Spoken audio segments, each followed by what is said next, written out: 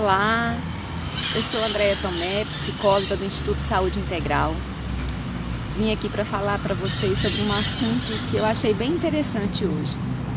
Eu saí para fazer minha pedalada matinal, passei perto de 3 escolas, 2 privadas e uma pública, e vi uma cena que se repetiu muitas vezes. Eu já tinha visto isso em outras situações, mas nunca tinha atentado para a importância e para a gravidade disso. Não vou dizer todas, mas a maioria das crianças e dos jovens que os cuidadores estavam indo deixar na escola. Eu estou falando cuidadores porque eu vi pais, vi mães e vi avós. E a maioria carregando a mochila das crianças e dos jovens. E levava até a porta da escola e só então entregava o material para a pessoa. E eu fiquei pensando na dificuldade que essas pessoas, essas crianças, esses jovens vão ter no futuro de arcar com seus próprios pesos. Porque assim, se a mochila é tão pesada que eles não consigam carregar, então esses cuidadores deveriam procurar a escola e negociar alguma forma de deixar a mochila mais leve. Além de que a maioria tem rodinhas hoje em dia. Mas se a questão não é o peso da mochila, por que nós estamos super protegendo as nossas crianças e os nossos jovens sem deixar que eles arquem com os próprios pesos? Isso é uma coisa muito séria. Será que eles estão sendo preparados para a vida adulta? Será que eles estão sendo preparados para a autonomia e para a independência? E se não estão, como vão ser esses adultos? Sempre deixando os pesos deles para que outros carreguem. Ah, André, você está levando a sério uma coisa que é banal. Não é banal. Não é banal. Porque isso interfere, inclusive, na autoconfiança das pessoas.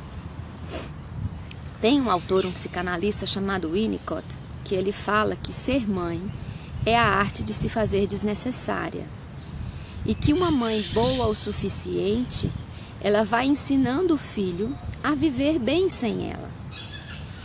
Isso pode parecer assustador, mas não é. É assim que as coisas têm que ser. Porque à medida em que a criança vai adquirindo competências, ela vai deixando de necessitar que o adulto faça tudo por ela. Minha mãe dizia que quando eu tinha menos de 2 anos de idade, se me desse uma banana descascada, eu não aceitava. Eu queria eu mesma descascar. E ela dizia que é porque eu já tinha o gênio forte naquele tempo. Mas eu vejo que era a minha tendência à autonomia. E por sorte ela respeitou e foi permitindo que eu aprendesse a fazer as minhas coisas sozinha. Então quando eu podia me vestir sozinha, eu me vestia sozinha. Quando eu podia tomar banho sozinha, eu tomava meu banho sozinha. Não é para peitar a autoridade do pai ou da mãe, de forma alguma. É porque o que eu já consigo fazer, não tem por que eu delegar a outra pessoa. Não sei em casos especiais, se eu estiver doente, ou um dia ou outro.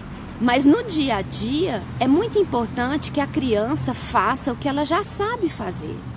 Então, se você está brincando com um bebezinho na cama ou no tapete, tem um brinquedo que está mais ou menos perto dele, e ele tentando alcançar. Se você chega esse brinquedo perto dele, ele vai ficar feliz porque ele vai brincar mais rápido. Mas você está negando a ele a oportunidade de desenvolvimento psicomotor, de confiança na competência dele, na capacidade dele de alcançar o brinquedo. E de daqui a pouco ele procurar um brinquedo um pouco mais longe, ele procurar se levantar o tronco. Porque o movimento para o desenvolvimento é inerente a nós. O bebê já nasce com todo o material necessário para ele se desenvolvendo aos poucos, mas ele precisa de estímulo. E se esse estímulo não é permitido ou se ele é super protegido, ele não vai conseguir tão fácil. Um assunto que chegava muito quando eu atendia criança no consultório eram crianças com 2, 3 anos que não falavam. Aí eu ia fazer um levantamento da história da criança. Ela olhava para a água, a mãe dava água. Falava, água, meu filho, e dava água. Ela olhava para tal coisa, o adulto entregava. Ela ia falar para quê? Para que ele ia perder o tempo dela? Então, uma das coisas que a gente orientava os pais é não dê. Fala o que você quer Isso, qual o nome disso? Água. Olha para minha boca, falando água.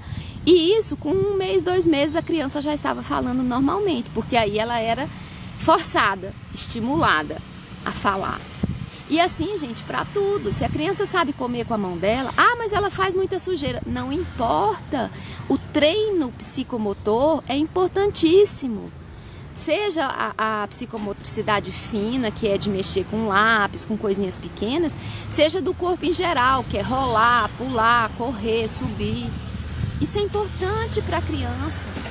Então, não vamos tirar dos nossos filhos, dos nossos jovens, das nossas crianças, a oportunidade que elas têm de saber arcar com as coisas que elas têm que fazer. Não vou dizer que eu sou infalível, de jeito nenhum. Muitas vezes eu assumo coisas dos meus filhos que eu não deveria. Eles mesmos acham graça, fazem piada comigo. Eu combino que cada um vai arrumar seu quarto, quando eu vejo eu estou arrumando o quarto deles. E outras coisas. Mas na maioria das vezes eu procuro deixar que eles façam sozinhos, porque eu não sou eterna. Daqui a pouco eu saio desse mundo e eu quero deixar seres preparados para viver sem mim. Vamos pensar sobre isso? Muito obrigada e até a próxima.